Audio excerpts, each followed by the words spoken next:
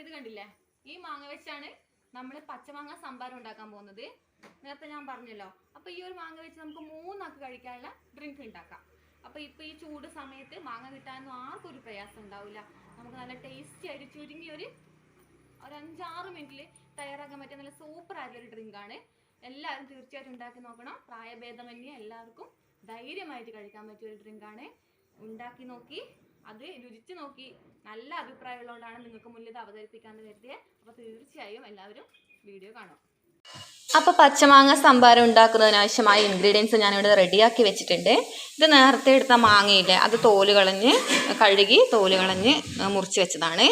ഇനി ആവശ്യത്തിന് വേണ്ട കുറച്ച് കറിവേപ്പില വേണം, മാങ്ങയുടെ പുളിക്കനുസരിച്ച് ഉപ്പ്, ഒരു കഷ്ണം ചെറിയ ഇഞ്ചി, പിന്നെ ഒരു കാന്താരി മുളക് അല്ലെങ്കിൽ നിങ്ങൾക്ക് പച്ചമുളകിൻ്റെ കഷ്ണമാണെങ്കിൽ മതി. എരിവ് നോക്കണം. ഞാനിപ്പോൾ എടുത്ത ഈ കാന്താരി മുളകിന് അത്ര വലിയ എരിവില്ല, അപ്പോൾ ഇത് മതിയാകും. ഇനി ഇത് നമുക്ക് എന്ത് ചെയ്യണം, മിക്സിയുടെ ജ്യൂസ് ജാറിലിട്ടിട്ടൊന്ന് അരച്ചെടുക്കണം. നന്നായി പേസ്റ്റ് രൂപത്തിലൊന്നും അരക്കാൻ പാടില്ല. നമുക്ക് എത്രയാക്കാം, ഇതിപ്പോൾ ഞാൻ 3 ആൾക്ക് കഴിക്കേണ്ട അളവിനാണ് എടുത്തിട്ടുള്ളത്.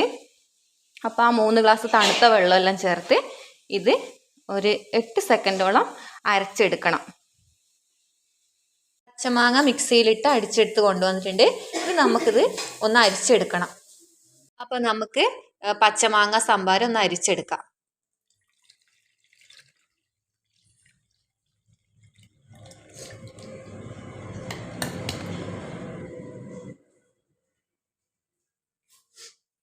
നമുക്കിനി ഇത് സെർവിങ് ഗ്ലാസ്സിലേക്ക് മാറ്റാം.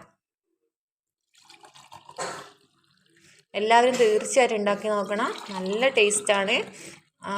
വേണമെങ്കിൽ ഇതിൽ ചെറിയ ഉള്ളി ചേർക്കാം കേട്ടോ. ഞങ്ങൾ ചെറിയ ഉള്ളീൻ്റെ ടേസ്റ്റ് നമുക്ക് ഇഷ്ടമില്ലാത്തതുകൊണ്ട്, ഇഷ്ടമാണ്, ജ്യൂസിൽ ഇഷ്ടമില്ലാത്തതുകൊണ്ട് ചേർത്തിട്ടില്ല. അപ്പോൾ നമുക്ക് മേധൂസിനെ വിളിച്ചാലോ. മേധു ഓടി വാ, ജ്യൂസ് കുടിച്ചോ. അപ്പം മേധു ജ്യൂസ് കുടിച്ച അഭിപ്രായം പറയോ കേട്ടോ. മേധു നന്നായിട്ട് കുടിച്ചിട്ട് അഭിപ്രായം പറ.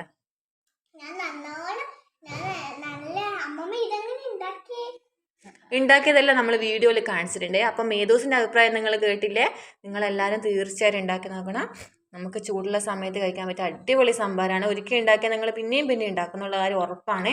പിന്നെ വീഡിയോ കാണുന്നവർ, നിങ്ങൾ ഏതായാലും വീഡിയോ കാണുന്നുണ്ടല്ലോ, നിങ്ങളെ അഭിപ്രായങ്ങളൊക്കെ വീഡിയോയിലൂടെ അറിയിക്കണം, കമൻറ്റിലൂടെ അറിയിക്കണം.